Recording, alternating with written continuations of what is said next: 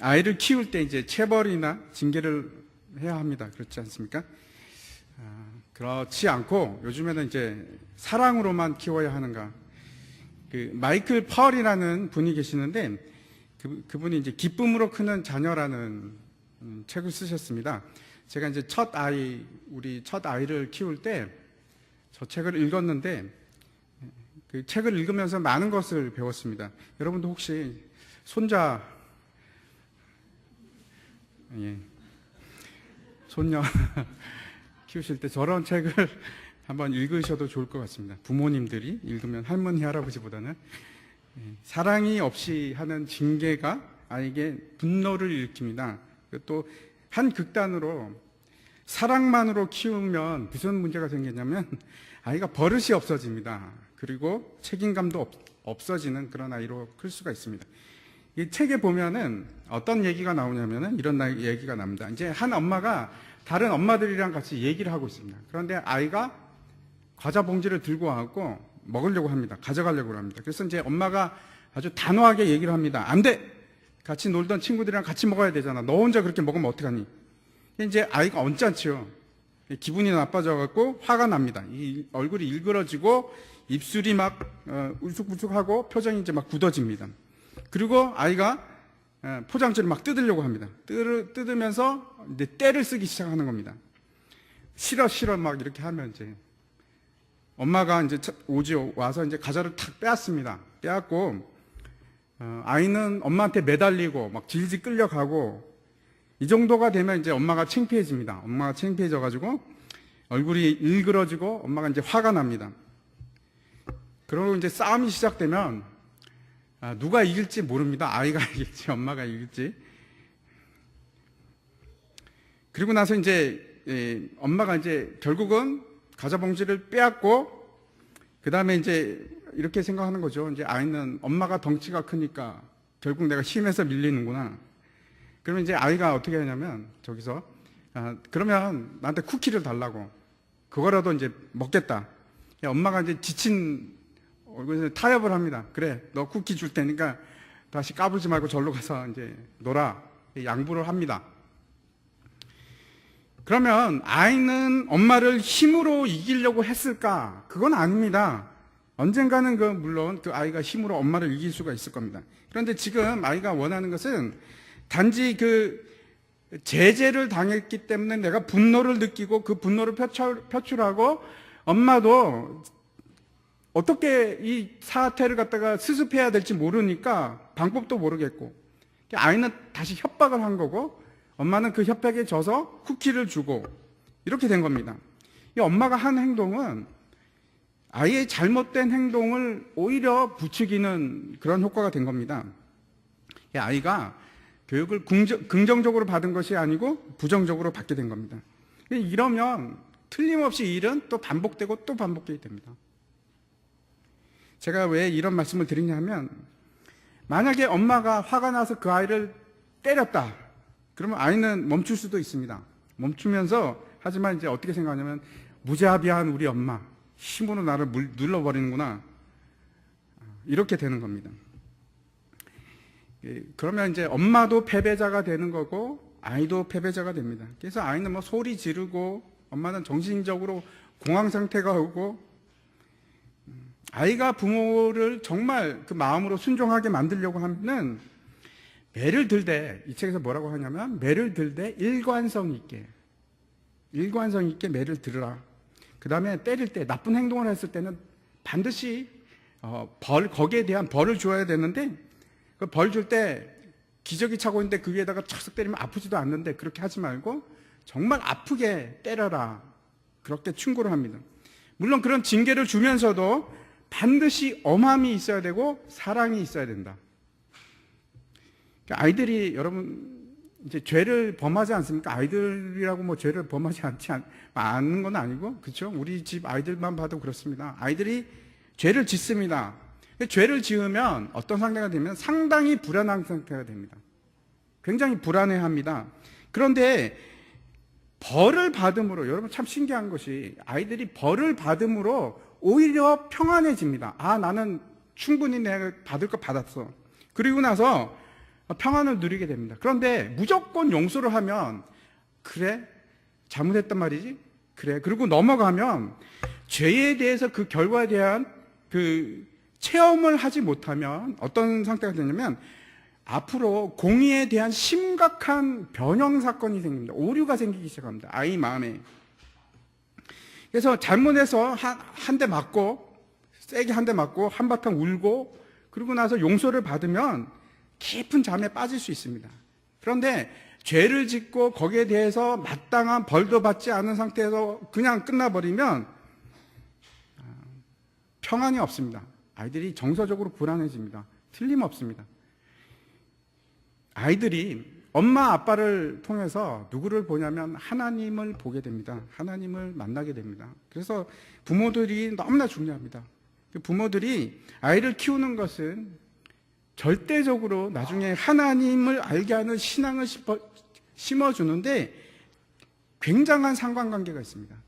제대로 된 공의가 무엇인지, 제대로 된 사랑이 무엇이지 훈육이 잘못되면 아이는 하나님에 대해서 알지 못합니다.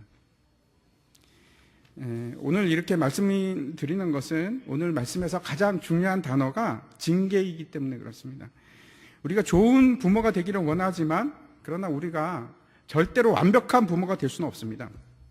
하지만 우리 하나님 아버지는 완전하신 하나님이십니다. 아버지십니다. 그래서 그 하나님이 우리를 향한 목적이 있습니다. 하나님께서 우리가 되기를 원하는 어떤 상태가 있습니다. 여러분 그것이 무엇이라고 생각하십니까? 세상 부모들도 그렇지 않습니까? 우리 자녀를 키우면서 이 자녀들이 어떤 상태로 어떤 사람이 되기를 원한다 하는 목표가 있습니다. 여러분은 물론 지금 다 키우셔가지고 끝나신 분도 계시는데 어떤 자녀가 되기를 원하셨습니까? 아니면 원하고 계십니까?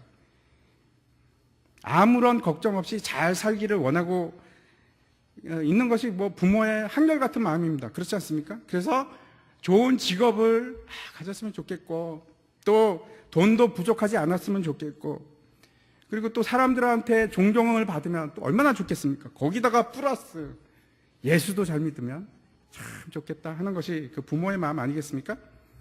그런데 여러분 그 중에서 가장 중요한 건 정말 중요한 것은 무엇입니까? 부모의 마음으로 이 아이를 키울 때 여러분 제일 중요한 것이 무엇이었습니까? 하나님께서 우리를 향해서 분명히 그 뜻을 가지고 계십니다. 어떤 사람이 되기를 원하는, 어떤 자녀가 되기를 원하는 것. 하나님께서 우리가 정말 원하시는 것이 무엇일까 한번 생각해 보시기 바랍니다. 이 땅에서 잘 먹고 잘 사는 걸 원하실까? 그것도 분명히 원하십니다. 아니면 아무런 걱정이 없이 그렇게 편하게 사는 것을 원하실까? 훌륭한 사람이 되어서 남의 지도자가 되어서 사람들을 이끄는 사람이 되기를 하나님께서 원하실까?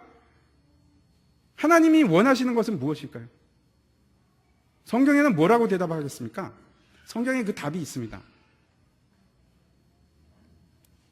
정말 하나님의 뜻이 무엇인지 한번 성경 말씀을 그럼 보도록 하겠습니다.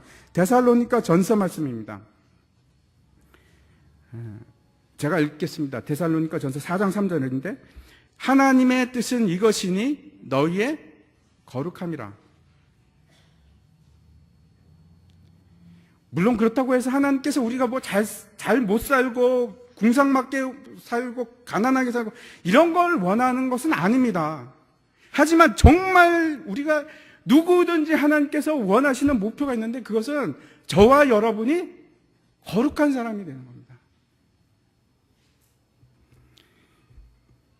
우리가 중요한 것은 우리가 무엇을 가지고 있는 거가 중요한 것이 아니고 우리가 어떤 상태가 되는가, 어떤 존재가 되는가 그것이 더 중요합니다. 하나님은 거룩하고 거룩하신 분이십니다. 그래서 하나님은 절대로 부정한 것이나 죄와 같이 있을 수가 없습니다. 우리가 죄인의 모습 그대로 있는데 하나님과 천국에 있을 수 있습니까? 없습니다. 여러분 혹시 그런 착각을 하고 계시지 않으십니까? 우리가 죄인인 상태에서 하나님과 같이 있을 수 있을까요? 불가능합니다. 절대로 불가능합니다. 우리가 죄가 있는 상태에서 하나님을 만나게 된다면 우리의 죄 때문에 하나님의 영광 앞에서 너무나 견딜 수가 없을 겁니다. 그 이사야서 6장을 보면 이사야 선지자가 부름을 받을 때 하나님의 영광을 보게 됩니다. 보좌에 앉으신 하나님의 영광을 보게 되는데 그 스랍들이 이사야뿐만 아닙니다. 그 근처에 있는 스랍들이 어떻게 했냐면, 스랍은 이제 천사를 말하는 거죠. 천사들이 얼굴을 가립니다. 천사들도 얼굴을 가립니다. 그리고 발을 가립니다. 왜 그런지 아시죠? 부정하기 때문에. 천사들도 자기들이 부정해서 하나님의 영광을 볼 수가 없는 겁니다. 그래서 이사야가 그 하나님의 영광을 본 즉시 뭐라고 얘기를 하냐면, 내가 죽게 되었다. 화로다. 내가 죽게 되었다.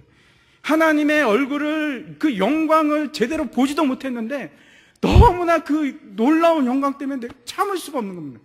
죽을 것만 같은 겁니다. 자기의 그 부정한 모습 때문에, 죄된 모습 때문에. 우리는 죄 때문에 거룩하지 못하면 천국에 못 갑니다. 하나님과 같이 살 수가 없습니다. 그 하나님께서 우리에게 원하시는 것이 거룩함입니다. 거룩함. 내가 거룩하지 않아도 하나님께서 나를 하늘 나라에서 잘 맞아주실 것이요. 아닙니다. 그렇지 않습니다. 그런 일은 없습니다. 거룩하지 않으면 하나님 나라를 취할 수 있는 방법은 없습니다. 그래서 하나님은 우리가 죄를 버리고 하나님의 말씀에 순종하시기를 원하십니다. 그리고 여러분 아십니까? 믿으십니까? 언젠가는 우리도 그와 같이 거룩한 사람이 반드시 됩니다. 한번 불가능하시다고 생각하십니까? 지금 상태로는 제가 봐도 제가 불가능합니다. 저는 안 된다고 생각할 수 있을 것 같습니다. 그렇지만 그것은 불신입니다. 성경 말씀에 대한 불신입니다. 믿음이 없는 것이라고 얘기할 수 있습니다. 한번 데살로니가 전서 5장 23절과 24절을 한번 보도록 하겠습니다. 같이 한 목소리를 한번 읽어보겠습니다. 시작. 평강의 하나님이 친히 너희를 온전히 거룩하게 하시고 너희의 온 영과 혼과 몸이 우리 때에 흠없게 보존되기를 원하노라. 너희를 부르시는 이는 미쁘시니 그가 또한 이루시리라. 우리가 아이를 키우면 참 우리 마음대로 되지 않습니다. 우리도 그런데 저와 여러분 하나님께서 그 키우시면서 얼마나 힘드시겠습니까? 말을 들어야죠. 말을 안 들으니까. 이 데살로니가 전서 말씀이 하나님께서 친히 우리를 거룩하게 하시겠답니다. 반드시 그 일을 이루겠다. 왜냐하면 하나님은 미쁘시니까. 이 미쁘시다는 말은 신실하시다는 뜻입니다. 그래서 하나님께서 우리를 이렇게 거룩한 사람으로 만들기 위해서 매를 드는 겁니다. 징계를 주시는 겁니다. 예수 믿으면 다 죄 사함 받고 다 끝났으니까 이제 천국 가는 것만 남았다라고 절대로 생각하지 마시고, 이 천국 가는 것이, 이 천국을 얻는다는 것이, 영생을 얻는다는 것이 결국은 우리가 변하고 변해서 거룩해지는 것입니다. 여러분 10년 전에 비해서 여러분 한번 생각해 보십시오. 여러분 많이 거룩해지셨지요? 아니십니까? 많이 거룩해지셨을 겁니다. 조금씩 변합니다. 주위 사람들한테 한번 물어보십시오. 김 선생님, 저 많이 변했죠? 많이 거룩해졌죠? 그 이스라엘 백성들이 애굽을 떠나서 홍해를 건너서 약속의 땅인 가나안으로 향해 갑니다. 근데 우리가 출애굽기나 그 민수기를 보면은 깜짝 놀랄 일들이 있습니다. 모세가 이제 시내산에 올라가서 십계명을 받는 동안에 꽤 긴 시간이 흐르지 않습니까? 40일이 흐릅니다. 그래서 뭐 밑에서 난리가 납니다. 무슨 난리가 납니까? 그 아론과 백성들이 고세를 못 참고 금송아지를 만듭니다. 이것이 우리 신이라 그러고 막 우상 숭배를 시작했습니다. 하나님께서 이에 대해서 징계를 하시는데 레위인을 통해서 3,000명을 죽이십니다. 3,000명을. 끔찍하지 않습니까? 무섭고 놀랍고 그렇습니다. 백성들이 고기를 먹고 싶다고 막 불평을 합니다. 애굽의 다시 돌아갈 때 이게 뭐야 이거 고기도 못 먹고 그러니까 불평을 하자 하나님께서 고기를 먹이시는데 그렇죠. 메추라기를 막 내려셔가지고 입에서 냄새가 나도록 먹이십니다. 근데 그것으로 끝나지 않고 하나님께서 그 백성들에게 진노하시고 징계하기 시작하는데 뭐라고 기록이 되어 있냐면 큰 재앙으로 치는데 얼마가 죽었는지는 나오지 않습니다. 그런데 성경을 보면 욕심을 낸 백성들이 거기서 장사되었다라고 기록을 하고 있습니다. 고라 그 일당이 그 고라 무리가 이제 반역을 합니다. 모세 보고 너만 잘났냐 뭐 이렇게 반역을 할 때 땅이 갈라지고 생각해 보십시오. 땅이 쪽 갈라져 갖고 그 사람들 다 삼켜버립니다. 백성들이 에돔 땅을 직접 가지 않고 에돔 땅을 막 우회해서 가기 시작하자 원망을 또 합니다. 원망을 하니까 하나님께서 뭘 보내시냐면 불뱀을 보내서 물게 하십니다. 수많은 사람들이 죽었습니다. 광야에서 일어난 일들을 보면은 하나님께서 계명을 받은 후에 참 놀라운 게 제가 새롭게 느낀 게 계명을 받은 후에 그런 일들이 일어납니다. 그 이전에는 하나님께서 원망받고 그냥 가만히 계셨는데 계명을 준 후에 징계하기 시작하는데 야 하나님 이거 너무 심하신 거 아닌가? 원망할 수도 있지 뭐 투정을 좀 부릴 수도 있지 그거 가지고 너무하신 거 아닌가?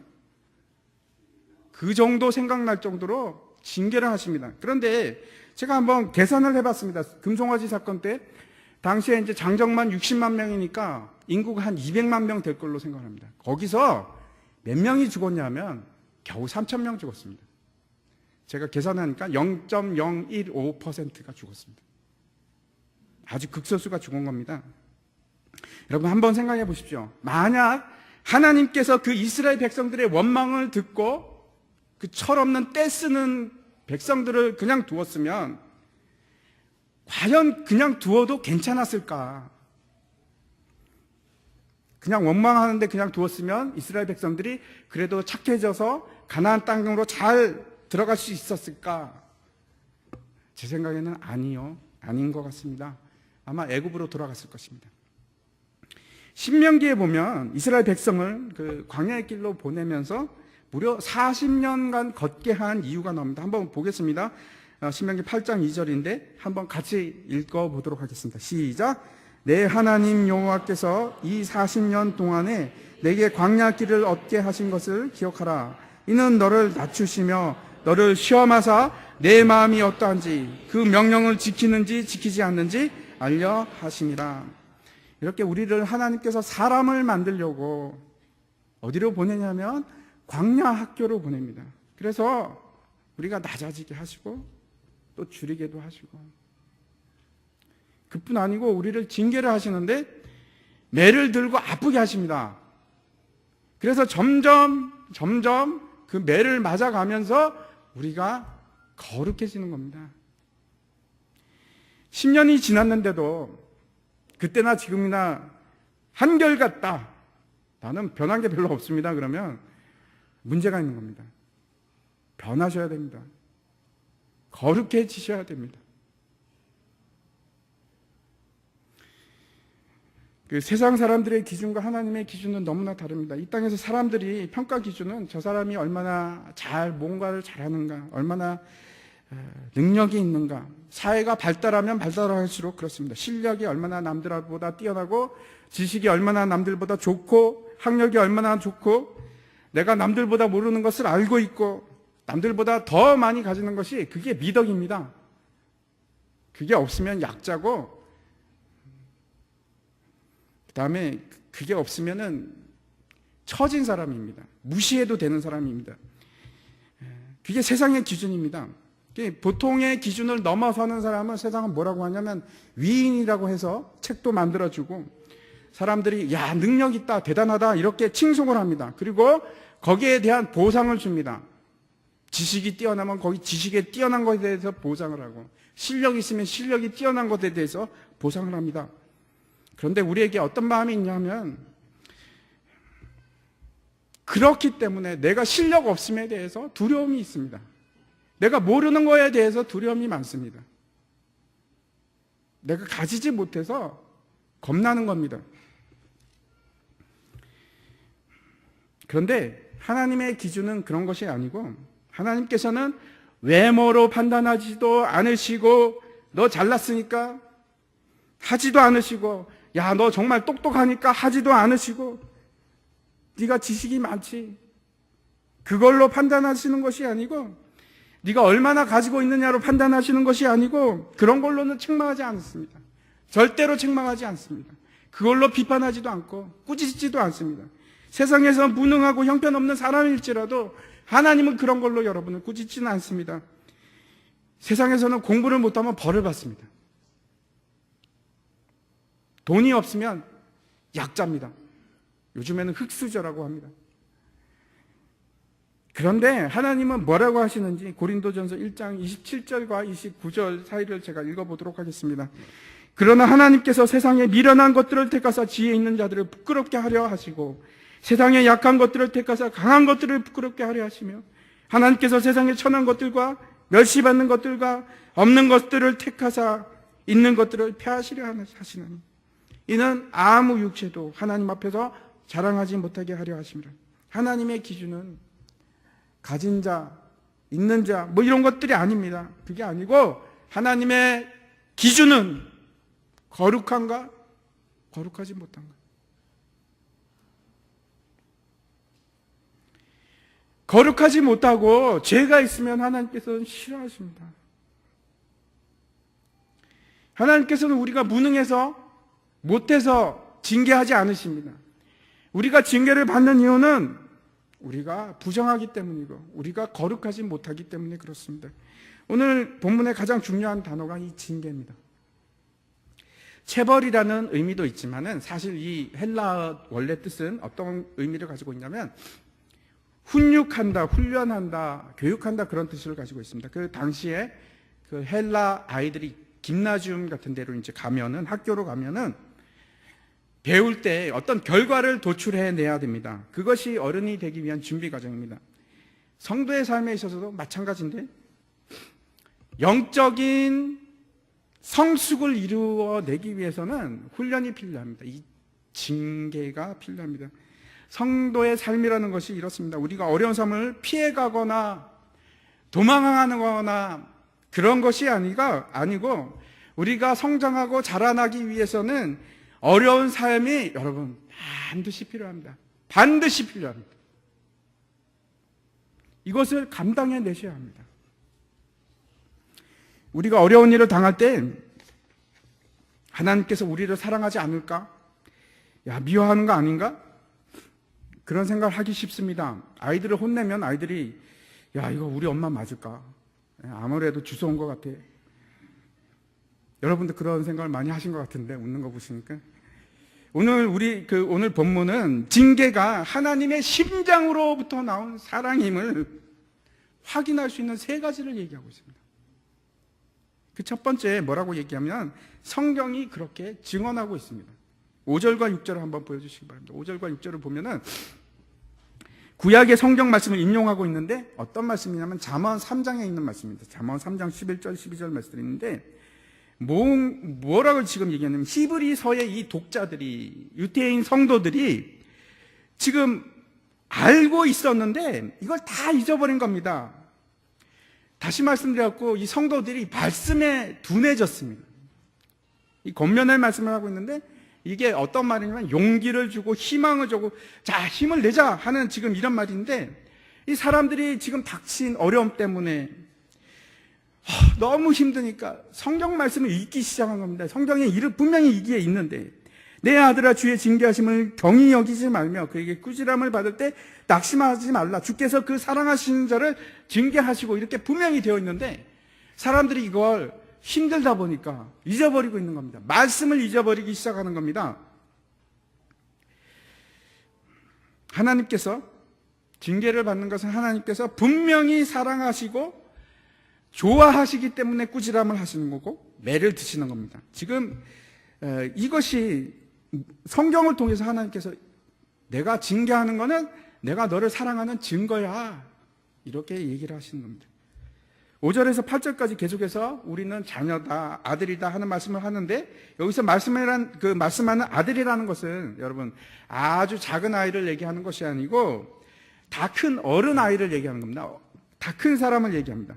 만약 아이가 있는데 죽을 만큼 때렸다, 그러면 지금 보통 심각한 문제가 아닙니다. 아동 학대로 잡혀가야 됩니다. 고소를 해야 될 텐데, 여기 중요한 사실 한 가지를 알 수 있습니다. 하나님께서 우리를 징계했다면 그것은 어떤 의미를 갖고 있냐면, 이 사람은 감당할 만큼 자랐구나 하는 것이 분명한 증거가 됩니다. 절대 하나님께서 어린아이를 징계하지 않습니다. 여러분 이제 그 신앙생활을 하다 보면 그럴 때가 있지 않습니까? 예수를 믿고 처음에 되면 제가 지금 생각해도 그렇습니다. 환상입니다. 환상. 하나님께 기도하는 거 다 들어주시고 얼마나 잘해주시는지 몰라요. 근데 그게 딱 지나면 이제 너도 매 맞을 때가 됐지. 그리고 또 한 가지, 하나님께서 징계하는 것으로 우리가 알 수 있는 것은 더 잘할 수 있는 가능성이 있다는 것을 충분히 증명하고 있는 겁니다. 한 가지는 충분히 매를 맞을 만큼 자랐다는 것이고, 또 한 가지는 앞으로 더 잘할 수 있다는 것을 지금 분명하게 얘기하는 것입니다. 사탄이 원하는 것이 있는데, 결코 하나님은 너를 사랑하지 않기 때문에 너를 때리는 거야. 하나님 너 안 좋아해. 지금 봐. 너 지금 당하고 있는 꼴을 좀 봐. 하는 것이 사탄의 간절히 원하는 바입니다. 근데 그렇지 않습니다. 반대입니다. 어려움이 있을 때마다, 여러분 기억하시기 바랍니다. 어려움이 있을 때 하나님이 나를 사랑하신다. 분명히 알 수가 있습니다. 하나님께서 우리가 계속 기저귀 찬 아이로 있기를 원하시는 것이 아니고 성숙해 가기를 원하십니다. 그 증거가 우리의 고통입니다. 두 번째, 여기서 뭘 말씀하고 있냐면 이제 7절부터 개인적인 경험에 대해서 이제 말씀하고 있는데, 그것을 통해서 어떤 우리가 확신할 수 있냐면, 어떻게 되었든지 우리는 육신의 아버지를 가지고 있습니다. 일찍 헤어져서 또 사별해서 없을 수도 있지만 그 전에는 분명히 있었습니다. 근데 만약에 그 아버지가 신실한 아버지가 맞다면 당연히 징계를 합니다. 그것을 지금 얘기하고 있습니다. 근데 당연히 징계를 하는데 아무나 하는 것이 아니고 자기 아들만 합니다. 남의 아들을 왜 때리겠습니까? 힘들게 하고 귀찮게 하면 또 내가 피해를 받으면 저놈의 호로 자식 저거 야 가 이렇게 할 수는 있습니다. 욕은 할 수 있지만 진심으로 깊은 관심을 두고 그 아이를 징계하거나 체벌하지 않습니다. 절대 그렇지 않습니다. 내가 정말 저 아이를 잘 길러봐야지 하고 훈육의 차원에서 그렇게 하는 것이 아니고, 만약에 아이를 때렸다 그러면 그냥 진짜 귀찮아서 때리거나, 정말 이게 훈육의 차원에서 때렸다고 하면 그것은 아버지가 진짜 아버지인 것이 분명한 겁니다. 반대로 정말 그 아이가 아버지의 자식이 맞다면 그 징계를 받아냅니다. 이것이 중요합니다. 그 첫 번째 건 너무나 당연하니까, 그렇죠? 징계를 하면은 아버지니까 징계를 하는 것은 당연한데, 그 아이가 정말 자녀가 맞다면 징계를 받아냅니다. 가출을 해도 돌아옵니다. 명확합니다. 또 한 가지 우리가 기억해야 될 것은, 만약에 그 아이가 아버지의 사랑의 징계를 받고 도망을 간다면 어떻게 되는 겁니까? 그 아이는 자녀가 아닙니다. 구원받은 자녀가 아닙니다. 마찬가지로 아무리 잘못을 해도 하나님께서 만약에 그냥 두신다 그러면 아무런 징계도 없다. 내가 지금 죄를 계속해서 짓고 있는데 하나님께서 전혀 기별이 없으시다. 그렇다면 진짜 자녀로 하나님께서 생각하시는 것이 아닙니다. 안타까운 일입니다. 내가 지금 죄 속에 있는데 너무 잘 나가. 아무 문제 없어. 그럼 문제가 굉장히 큰 겁니다. 그 아주 유명한 목사님들 그런 경우가 참 많이 있습니다. 스캔들이 생겨서 하루아침에 그 명성이 무너지고 교회에서 쫓겨나고, 만약에 그런 일이 생기면 이 목사님을 하나님은 정말 사랑하시는 겁니다. 그런 일을 해도 아무 일도 없이 교회가 잘 가고 목사님이 쫓겨나지도 않고, 그러면 버린 자식입니다.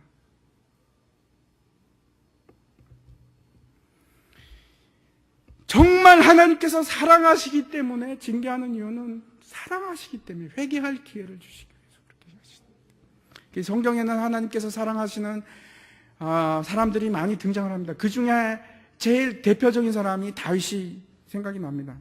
그 다윗을 여러분, 하나님께서 사람을 만들기 위해서 아마 20대 어근에 쫓기기 시작해서 그가 왕이 된 게, 이스라엘 전체 왕이 된 게 38살입니다. 10몇 년을 그렇게 고생을 합니다.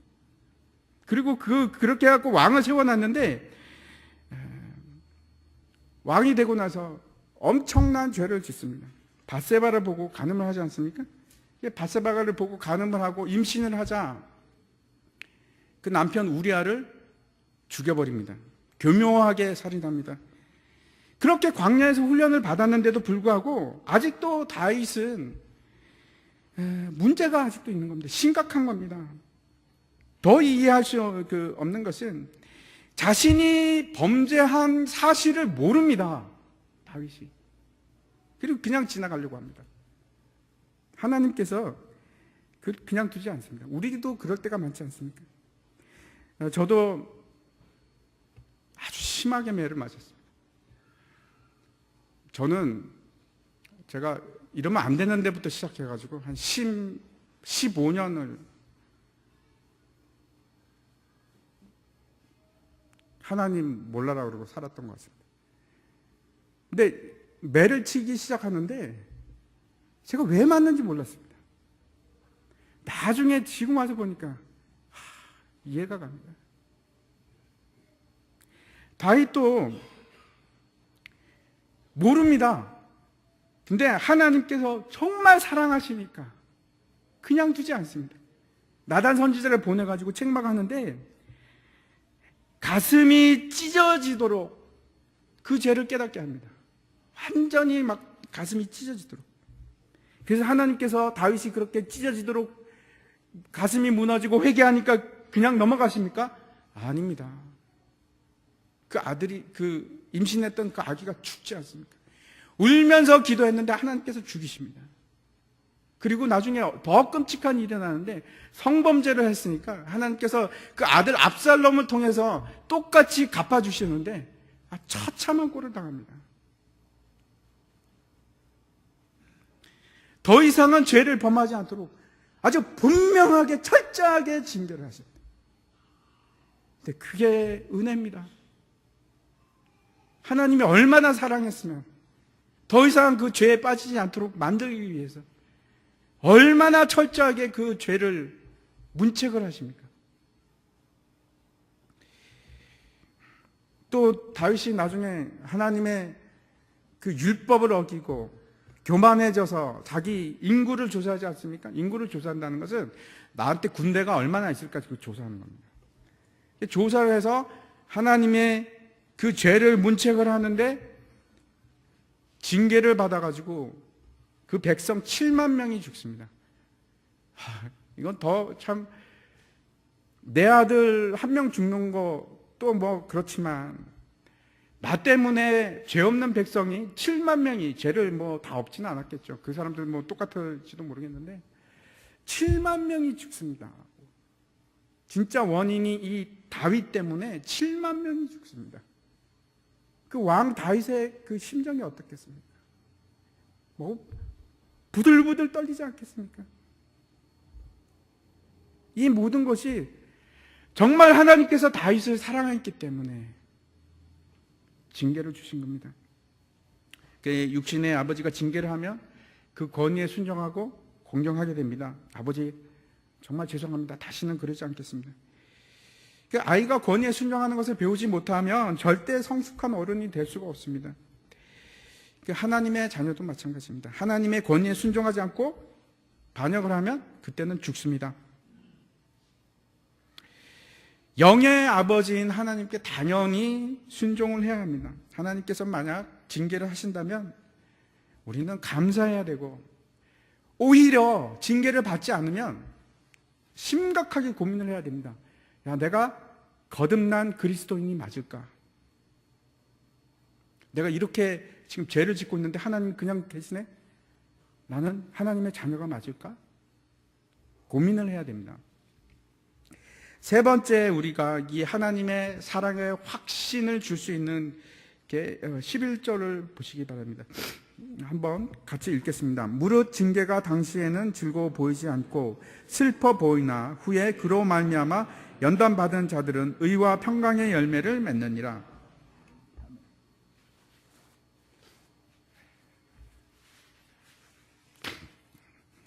그 징계를 한다는 것은 아버지에게도 아들에게도 결코 그 기쁜 일이 아닙니다. 하지만 그 결과를 보면은 놀라운 풍성한 이익이 있습니다. 우리가 아이들을 때릴 때 진짜 부모라면 맞는 아이들보다 부모가 더 아프지 않습니까? 마음이? 누가 아이 때리면서 스트레스 해소용으로 아이를 때리겠습니까? 진짜 부모라면. 하나님도 마찬가지입니다. 하나님은 절대 가학적인 하나님이 아니십니다. 징계 후에는 분명히 놀라운, 뭐라고 여기 나옵니까? 의와 평강의 열매를 맺는다고 분명히 약속을 주십니다. 하나님의 사랑 안에 들어갑니다. 징계를 받음으로 우리가 기도하게 되고, 하나님을 간구하게 되고, 하나님의 말씀을 사모하게 되고, 하나님의 사랑 속으로 들어갑니다. 그래서 하나님의 사랑 속에는 평강이 있습니다. 의가 있습니다. 우리가 분명히 그 열매를 맺을 수밖에 없습니다. 하나님의 나라는 먹고 마시는 것이 아니라 의와 평강과 희락이라, 로마서 말씀입니다. 결국 중요한 것은 어떻게 하나님의 자녀가 징계에 반응하는가 하는 것입니다. 마지막으로 이제 말씀을 마치려고 하는데 5절 한번 보시기 바랍니다. 다시 한번 보시면 두 가지를 얘기합니다. 징계하심을 경히 여기지 말고, 가볍게 여기지 말고, 또 하나는 꾸지람을 받을 때 낙심하지 말라. 이 두 가지를 기억하시기 바랍니다. 이러면 됩니다. 징계를 받을 때 이게 뭐 별거 아니야, 그냥 지나가면 돼 하지도 마시고, 또 이게 참 어려운데 이게 무슨 일이야 하지도 마시고, 12절과 13절 다시 보시기 바랍니다. 그러므로 피곤한 손과 연약한 무릎을 일으켜 세우고 다시 일어나는 겁니다. 일어나면서 끝까지 경주를 다시 완주하는 겁니다. 그렇기 위해서 우리에게 징계가 필요합니다. 같이 기도하겠습니다.